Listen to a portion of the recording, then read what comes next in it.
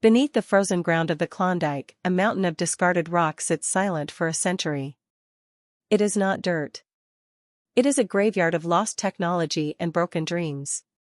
Hidden inside this massive ore dump, experts believe a fortune worth $17 million is waiting to be reborn. But to get it, two of the best mine rescuers in the world must answer one terrifying question. Did the old-timers miss this gold on purpose, or is this dump just a $17 million fantasy? The episode opens not on a river, but on a man-made mountain. Freddy and Juan arrive at a historic mine site that has been abandoned for nearly 100 years. To the average person, it looks like a barren hillside covered in rust and gray sludge. But to Freddy, a man who has gold in his blood, this pile of rock is a crime scene. The old miners of the 1920s had only primitive technology. They crushed the ore, but they couldn't capture the micron gold, the invisible dust too fine for their sluices. The crew reveals that tests have shown this dump still holds an average of half an ounce of gold per ton. With over 1 million tons of material, the math leads to that stunning $17 million figure. However, the clock is ticking. Winter is coming, and processing wet, frozen ore is a nightmare. Freddy and Juan realize the problem is not the gold, it is the clay. The ore dump is packed with a sticky, blue-gray clay that binds to gold particles like glue. If they run this material through a standard wash plant, it will turn into a solid ball of mud that rolls right over the riffles, carrying the gold away into the tailings. The team attempts to fire up the site's old excavator, but the freezing temperatures have cracked the hydraulic hoses. Juan takes charge of the ground mechanics, using heat guns and duct tape to coax the dying machine back to life. Freddy, meanwhile, performs a pan test from 3 different depths of the dump. The surface shows nothing. But 3 feet down, the pan lights up with 20 small specks of gold. The tension rises as a storm front moves in. They have only 48 hours to build a custom scrubber to break the clay, or the $17 million stays trapped in the mud. The team solves the clay problem, but immediately hits a worse one: water. To separate gold from dirt, you need a river. This mine is sitting on top of a hill, with no natural water source nearby. Pumping water up from the creek a mile away requires a massive diesel pump that hasn't run since the Reagan administration. Juan looks at the engine and delivers a grim diagnosis: the impeller inside the pump is shattered. Without that part, the operation is dead. Freddy makes a call that defines the show's risk. He trades their only spare generator to a neighboring miner for a rusted, seized-up pump. The next 24 hours are a brutal montage of Juan disassembling the pump in the snow, soaking rusted bolts in vinegar, and using a sledgehammer to free the rotor. When they finally pull the starter rope, a plume of black smoke erupts, and the pump roars to life.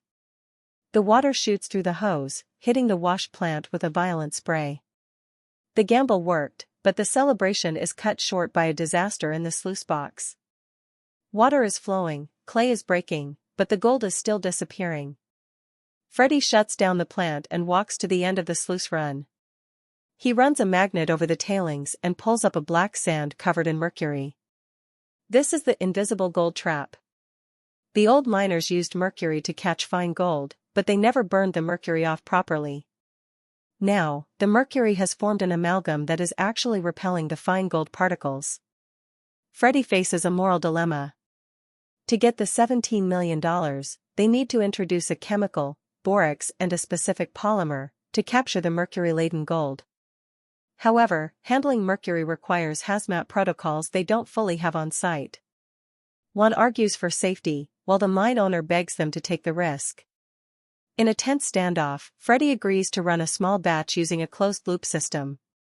They pour the slurry through the modified chemistry, and for the first time, the matting at the end of the sluice turns black with heavy concentrate. Juan does a cleanup pan. For 5 seconds, no one speaks. Then, he holds up the pan. It is a solid ring of coarse gold. They have broken the chemical barrier. The sun sets behind the mountains, and the temperature drops to 20 below. The crew has run the best section of the ore dump for 12 hours straight. Freddy insists on doing the final weigh-in inside the cook tent, away from the cold wind, to ensure the scale reads accurately. The miners gather around a plastic tub filled with a wet, black sand concentrate. One carefully dries the sand over a wood stove, then uses a magnet to remove the iron. What remains is a pile of golden glitter and small nuggets.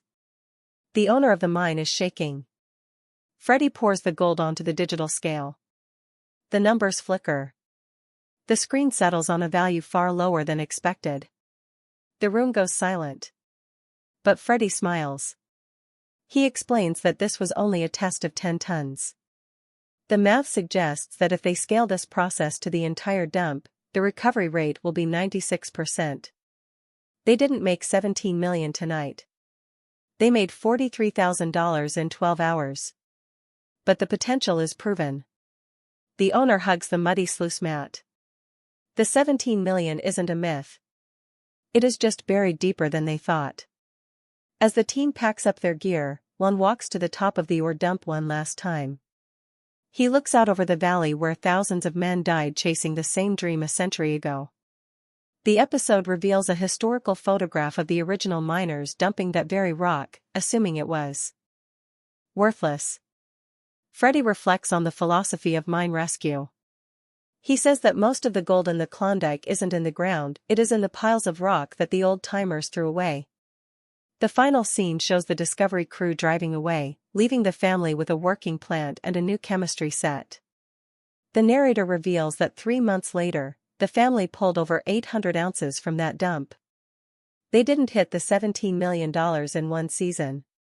But they proved that with modern science and stubborn hope, the trash of yesterday becomes the treasure of today. The screen fades to black on the frozen pile, no longer a graveyard, but a bank vault waiting to be opened.